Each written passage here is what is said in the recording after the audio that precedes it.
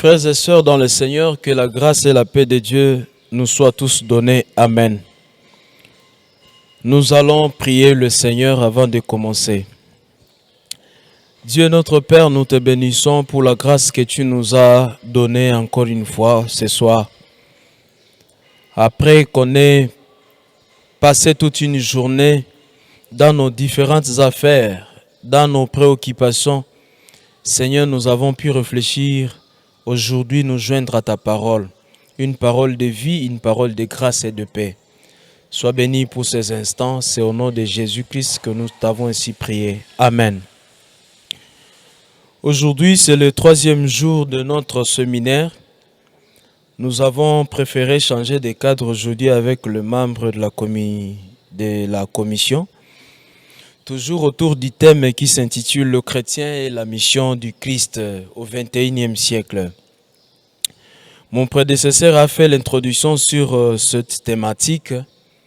Et le 2e jour, il a montré à quel niveau nous réagissons en tant qu'hommes, en tant qu'humains à l'appel de Dieu, selon le modèle de Jérémie que nous avons pu exploiter hier. Aujourd'hui, je voulais parler d'un sous-thème qui s'intitule de cette manière « Faire des disciples au XXIe siècle » que nous allons exploiter dans l'Évangile selon Matthieu chapitre 28, versets 16 à 20.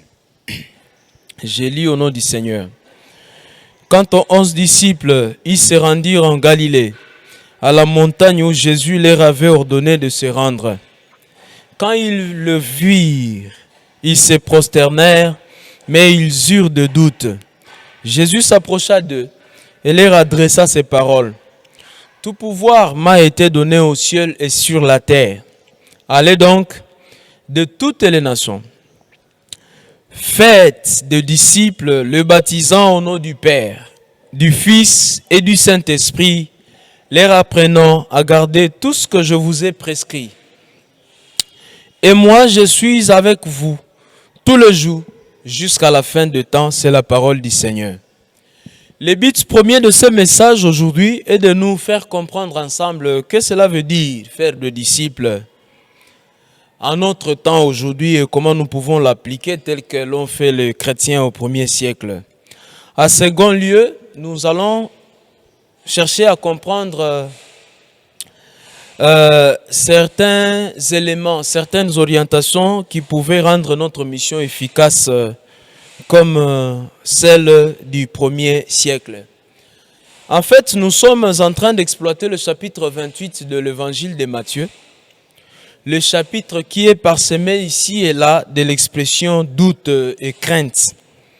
Au verset 6, la Bible dit les gardes. Au verset 4, le garde avait peur. La crainte y est manifestée, la phobie.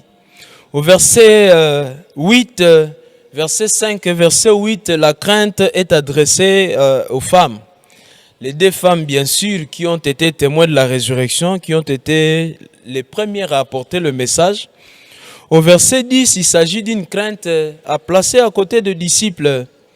Et au verset 11 à 15, les gardes ont encore peur parce qu'on est en train de leur donner de l'argent de corruption. Et au verset 17, il s'agit de doute de disciples.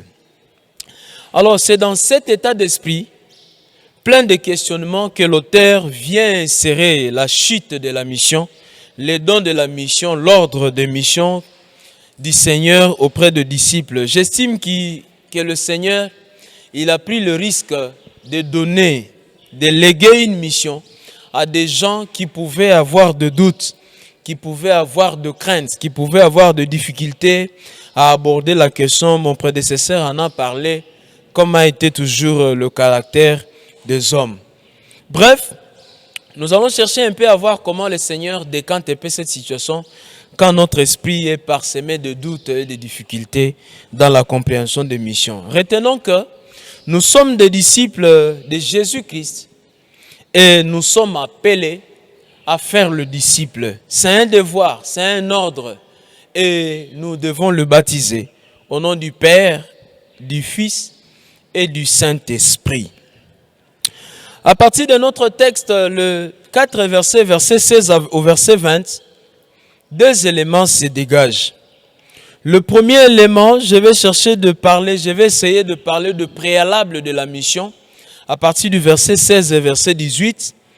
À partir du verset 18b jusqu'au verset 20, je vais essayer de montrer le 4 tours de Matthieu comme certains éléments, comme l'adjectif indéfini, pouvant nous aider à accomplir bien la mission que le Seigneur nous a donnée. Commençons par le premier élément. Exigence de la mission. Le Seigneur, nous connaissant, il marche avec nous après nous avoir donné certains éléments, une marche de conduite.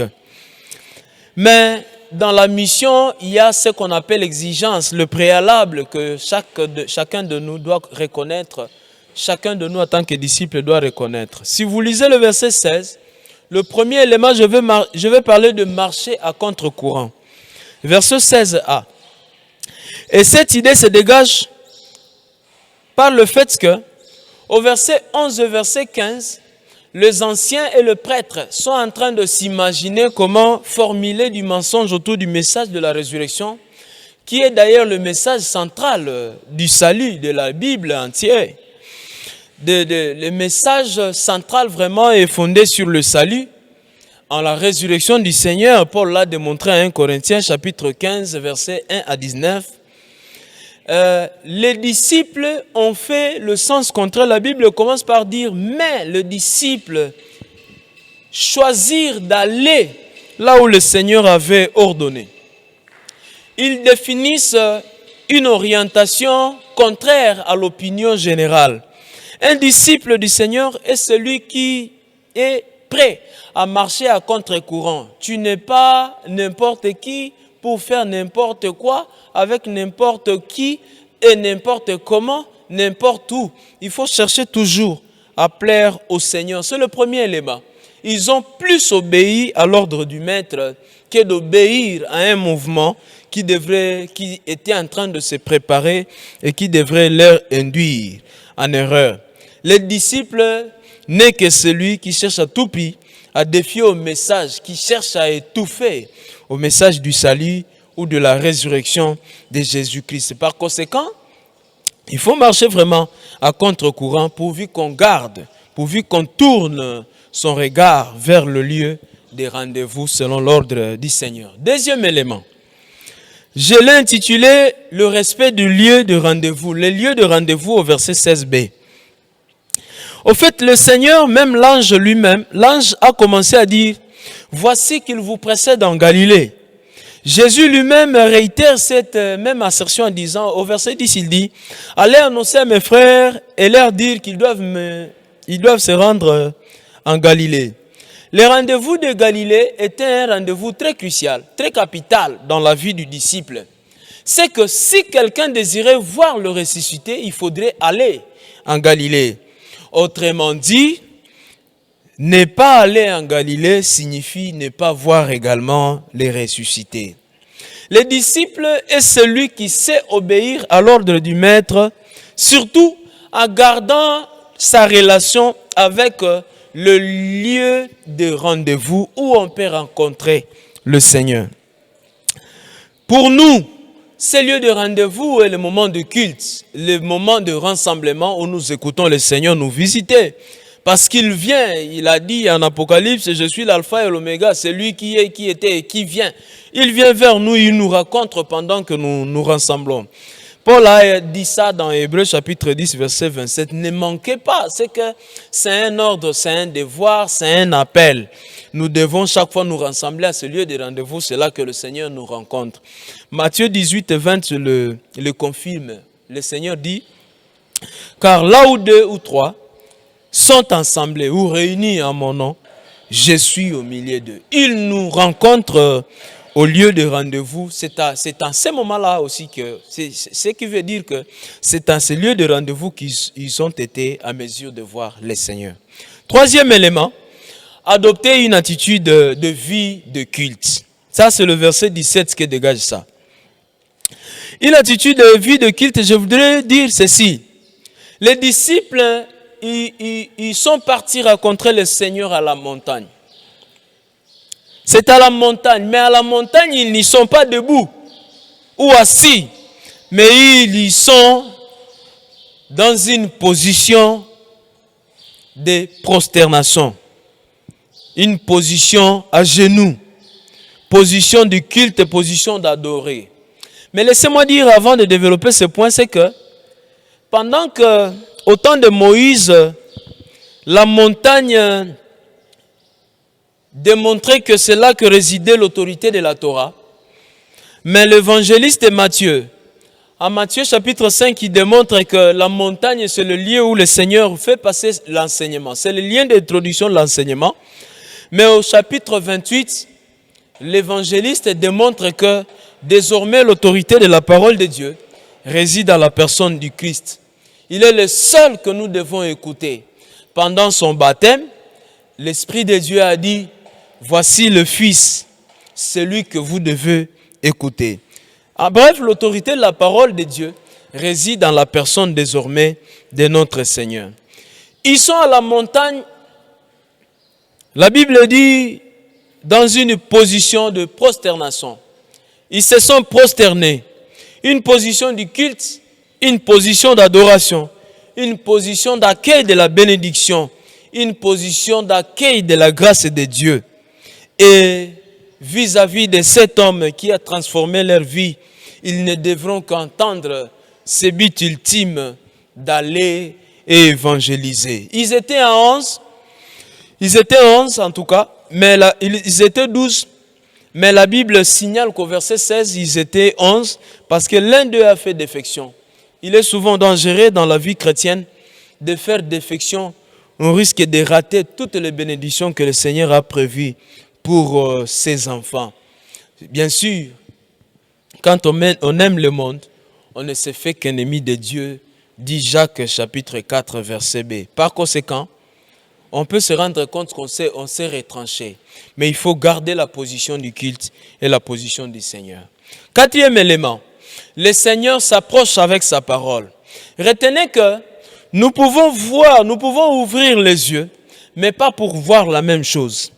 Et si nous voyons la même chose, chacun de nous peut avoir sa propre description. C'est ce qui se dégage dans le verset 18. Les disciples sont à la montagne dans une position où ils se prosternent. La Bible le dit, mais certains, selon d'autres versions, avaient des doutes. Certains avaient encore des doutes. Certains ne savaient pas voir la personne du Seigneur, la personne du ressuscité. Mais la Bible dit ce qui suit. Le Seigneur, c'est vrai, nous connaissant, il nous connaît mieux jusqu'au fond, tel que Jérémie 11, 20 le dit. Le Seigneur, connaissant déjà ce qu'étaient ses disciples, il a pris du temps de venir. La Bible dit, il s'approcha d'eux et leur adressa les paroles. Bien-aimés dans le Seigneur, les gestes que nous posons dans les cultes sont sans sens. Et ces gestes-là ne porteront que de sens et de signification pendant que le Seigneur s'approche de nous et nous donne sa parole. Voilà que nos actions de grâce, nos adorations, nos prières et chaque étape du culte peut trouver son sens à cause de la présence de Dieu, à cause de la parole de Dieu. De ces 4 éléments exigeants que un disciple doit connaître, permettez-moi de parler de 4 tours de Matthieu comme un adjectif indéfini pouvant orienter le sens de la mission que nous devons accomplir. Adjectif indéfini pour 4 descriptions ou pour 4 orientations. La Bible dit ceci, du verset 18b au verset 20, vous allez vous rendre compte que ça dit tout pouvoir, premier élément, deuxième élément, de toutes les nations, troisième élément, apprenez-le à garder tout ce que je vous ai prescrit. Quatrième tout, il parle de moi je serai avec vous, je suis avec vous tout le jour jusqu'à la fin des temps, jusqu'à la fin des âges. Le 4 tout définissent une ligne linéaire que je peux comprendre que je peux penser, partager avec toi aujourd'hui, du pouvoir à la présence assurée du Seigneur. Vous allez comprendre avec moi que quand Jésus dit tout pouvoir, cet adjectif passe ou pente au pluriel comme ça, cet adjectif qui fait déjà référence à une promesse qu'il avait donnée à Pierre en Matthieu chapitre 16 verset 19. Il a dit, je te donnerai le clé du royaume des cieux. Tout ce que tu lieras sur la terre sera lié aux cieux. Et tout ce que tu délieras sur la terre sera délié aux cieux. Le tout réapparaît encore en qualité d'une promesse que le Seigneur fait à Pierre, à l'identité de la personne de Pierre, mais qui incarne en tout cas tout chrétien qui confesse le Seigneur comme Fils de Dieu et le Roi et le Christ de ce monde. Il accomplit cette promesse-là ici à Matthieu chapitre 28, verset 18. C'était une promesse en Matthieu chapitre 16, mais la réalité ou l'accomplissement se tient à Matthieu 18. Il dit, je te donnerai tout. Mais quand il dit, toute autorité, tout pouvoir m'a été donné, autrement dit, il est en train de retransmettre le même pouvoir à son disciple. Tout pouvoir m'a été donné, il veut dire à son disciple que tu as aussi le pouvoir. Voici le premier élément qui nous oriente et qui nous donne encore l'identité de savoir dire que nous pouvons aussi, comme l'a fait notre Seigneur. En tout cas, il n'est pas le genre de leader qui maintient le pouvoir en lui-même, mais c'est un leader qui donne ce même pouvoir à ses disciples. Il l'a aussi transmis à ses disciples. Au même moment, ce pouvoir-là ira vraiment de la terre jusqu'au ciel. L'homme de Dieu, un enfant de Dieu, peut aussi commander au ciel, comme l'a fait Élie, Jacques l'a bien dit. Deuxième élément, deuxième tout, de toutes les nations. Retenez que il y a aussi des gens en dehors des Juifs ou de l'Israël qui ont aussi épaté la présence, qui ont aussi épaté le Seigneur pendant qu'il était sur la terre. Si vous lisez en Matthieu chapitre 8, verset 10, Jésus est en train de dire, en tout cas chez personne en Israël, j'ai trouvé une telle foi. C'est qu'il y a des gens qui ont eu le temps aussi d'impacter et que le Seigneur a découvert que, pas seulement il a découvert, le mot est tellement dit, j'allais dire, le Seigneur a voulu démontrer que la foi peut aussi exister ailleurs. Alors quand la Bible dit de toutes les nations, nous n'allons pas seulement aller vers toutes les nations, mais nous quitterons également toutes les nations. Parce que le mot qu'on traduit par nation, c'est ethné. Ethné, ça se rapproche plus à l'ethnie. C'est que les disciples se trouvent dans chaque ethnie de la terre. C'est que tu n'es pas aussi droit de te négliger. Toi aussi, tu fais partie des disciples du Seigneur. Parce que de là aussi, il y a des disciples qui doivent venir de là. En tout cas, devant le Seigneur, il n'existe pas d'ethnie supérieure à d'autres ou qui gardent de valeur ou qui ont plus de valeur devant le Seigneur par rapport à d'autres. Nous avons tous la même valeur et nous sommes tous des disciples. Nous devons aller évangéliser, mettre en place la présence de Dieu. Je vais parler de ça quand je vais parler du sel demain, du sel de la terre et de la lumière du monde. Troisième tout, c'est apprendre à garder tout ce que le Seigneur a commandé. C'est à ce moment donné que je voulais vous rappeler que quand Pierre dit à 1 Corinthiens chapitre 15, je vous ai donné, je vous ai transmis ce que moi aussi j'ai reçu. C'est que nous devons comprendre que chacun ne donne que ce qu'il a.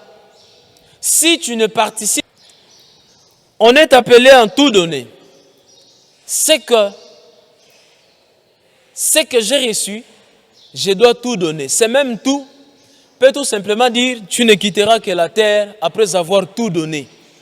C'est que nous avons une mission à remplir. Quatrième tout, c'est une présence rassurée du Seigneur. Le Seigneur a dit, je suis avec vous tout le jour. C'est que ce n'est plus à craindre. tel que mon prédécesseur a parlé. Quand le Seigneur nous envoie en mission, il nous rassure sa présence parce qu'il connaît que la mission ne sera jamais facile ou la chair ne peut pas supporter. Le même texte qui a démontré que le Seigneur a choisi de rester au milieu de nous parce qu'il s'est appelé Emmanuel en Matthieu 1, 23. Dieu est avec nous. Il choisit aujourd'hui de rester avec nous, même après sa résurrection, de rester jusqu'à la fin de temps. En conclusion, je vais tout simplement dire ce qui suit. En allant, en baptisant, en enseignant, en faisant des gens de disciples, ce n'est qu'une marche que nous devons garder parce que c'est une vie.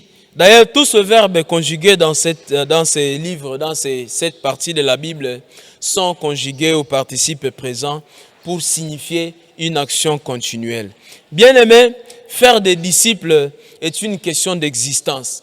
Une existence significative, une existence qui garde un sens, une existence qui définisse notre cours, notre parcours, en train de nous orienter à faire les choses selon que Dieu l'entend.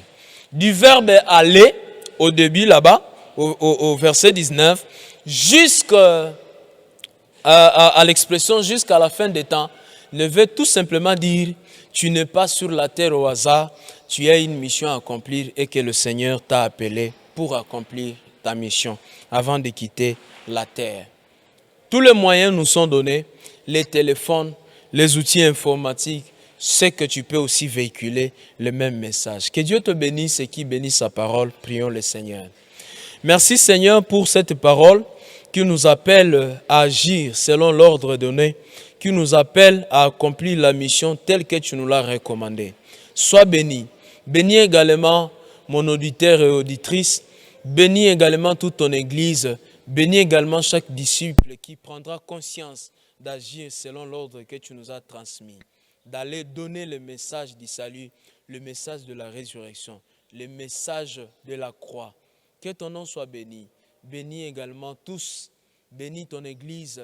Accorde-nous la grâce de mieux rester ancré dans ta parole afin de comprendre qui tu es pour nous et à quoi est-ce que tu nous appelles à faire. C'est au nom du Christ que nous t'avons ainsi prié.